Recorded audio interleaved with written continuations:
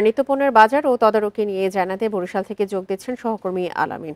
আলামিন, নিত্যপণ্যের বাজার পরিস্থিতি কেমন দেখছেন? সবকিছু তো স্বাভাবিক হয়ে আসছে আস্তে আস্তে। এই মুহূর্তে বাজারে মূল্যস্ফীতি কতটা দেখতে পাচ্ছেন? প্রিয় নাম্বার সেট করে বিকাশে সেন্ড মানি করুন ফ্রি।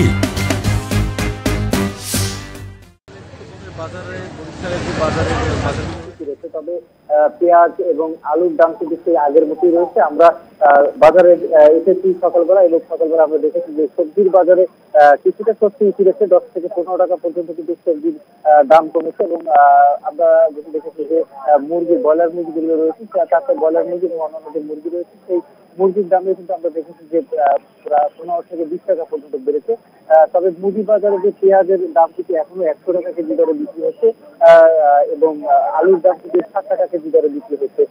আমরা গতকাল পাইকারি বাজারে গিয়েছিলাম, সেখানে আমরা দেখেছি যে আসলে পেঁয়াজের দাম পাইকারি বাজারে ঊর্ধ্বমুখী এবং আলুর দাম ঊর্ধ্বমুখী। সেক্ষেত্রে গতকাল কিন্তু ভোক্তা অধিকার সংরক্ষণ অধিদপ্তর এবং শিক্ষার্থী যারা রয়েছে তারা কিন্তু যৌথভাবে তারা কিন্তু প্রচারণা চালিয়েছেন এবং যেটি বলা হয়েছে যে ব্যবসায়ীদের কাছ থেকে তারা প্রত্যাশা করেছে যে কেউ যাতে বাড়তি দামে পণ্যদ্রব্য বিক্রি করতে না পারে এবং অতি মুনাফা কেউ যাতে ভোগ করতে না পারে, সেই বিষয়টি কিন্তু তারা প্রচারণা চালিয়েছেন। এবং ভোক্তা অধিকারের পক্ষ থেকে আমাদেরকে জানানো হয়েছে যে তারা প্রত্যেকটি বাজার মনিটরিং করছে শিক্ষার্থীদের সাথে নিয়ে, এবং শিক্ষার্থীরাও কিন্তু যারা ব্যবসায়ী রয়েছে তাদের সাথে কথা বলছেন এবং তারা যেটি বলছেন যে আসলে এখন যে পরিস্থিতি সেই পরিস্থিতিতে কেউ যাতে বাড়তি দাম নিয়ে মানুষের কাছে ক্রেতাদেরকে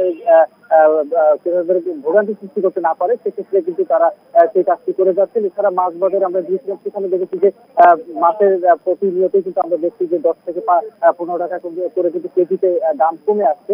সেক্ষেত্রে যদি ক্রেতারা যেটি বলছেন যে আসলে এভাবে যদি বাজার মনিটরিং অব্যাহত থাকে সেক্ষেত্রে কিন্তু আসলে সাধারণ ক্রেতাদের জন্য লাভ হবে। কিন্তু পেঁয়াজের যে দামটি রয়েছে, পেঁয়াজ এবং আলুর যে দাম, সেই দামটি নিয়ন্ত্রণের কিন্তু ব্যবস্থা করার জন্য কিন্তু ক্রেতারা দাবি জানিয়েছেন যাতে পেঁয়াজ এবং আলুর দামে নিয়ন্ত্রণ আছে। এবং আরেকটি বিষয় হচ্ছে কাঁচা বাজারে কাঁচা মরিচের কেজি কিন্তু কখনো 160 টাকা হয়, আবার কখনো 200 টাকা কেজি হয়।